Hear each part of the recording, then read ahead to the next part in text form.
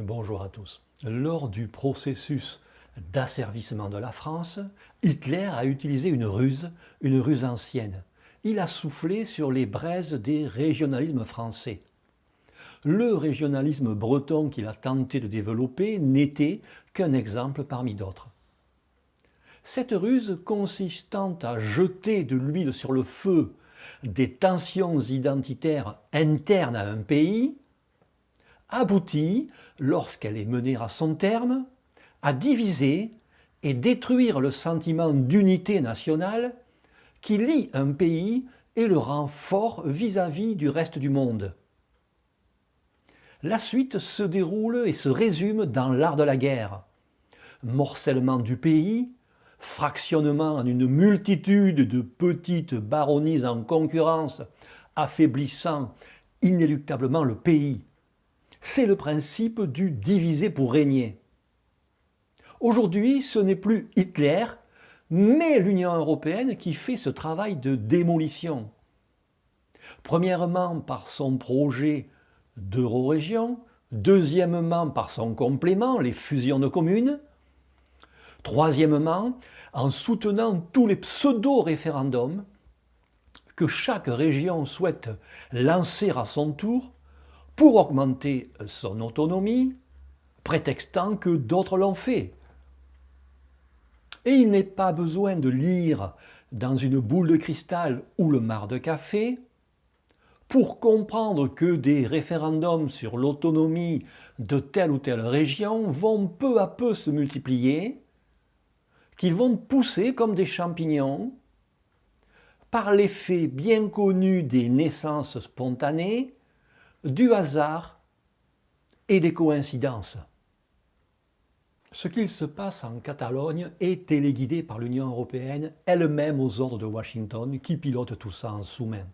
Regardez les drapeaux et les banderoles brandis par les manifestants, ils sont soit très américanisés, soit bleus aux étoiles d'or. Et, avec la toute-puissance des médias, eux aussi entièrement sous la domination de l'oligarchie, les manifestants ne peuvent pas comprendre encore ce qu'il se passe, les clés de compréhension leur étant soigneusement cachées. Un signe de leur confusion, ils réclament une Catalogne indépendante, mais dans le cadre de l'Union européenne, c'est-à-dire qu'ils obtiendront finalement une indépendance en carton et bien aux ordres des États-Unis. En effet, que pèsera la Catalogne face aux États-Unis et à l'oligarchie en général? Quelles seront ses marges de manœuvre dans le cadre de l'Union européenne? Elles seront très probablement proches de zéro. Ce qu'il faut garder en mémoire, ce dont il faut se souvenir, c'est que ce que l'Union européenne est en train de faire avec la Catalogne se produira bientôt en France, avec pour commencer le référendum corse, occitan ou breton, et ce ne sera qu'un début. La disparition de la France en tant que nation est programmée par notre appartenance à l'Union européenne, cette fausse union, ces dirigeants non élus que nous ne connaissons pas et sur lesquels nous n'avons aucun pouvoir, sauf sortir de ce piège à rats qu'est l'Union européenne.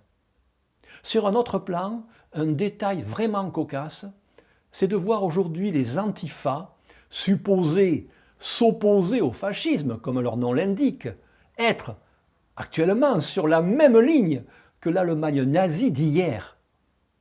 Allez, on vit une époque formidable. Voilà, c'est tout pour aujourd'hui.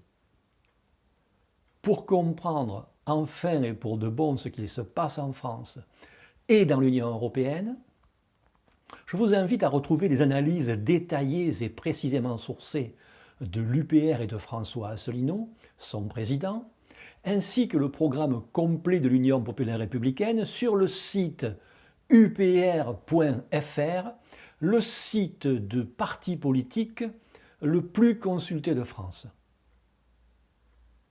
Je vous remercie de votre attention et je vous dis à bientôt pour une nouvelle vidéo.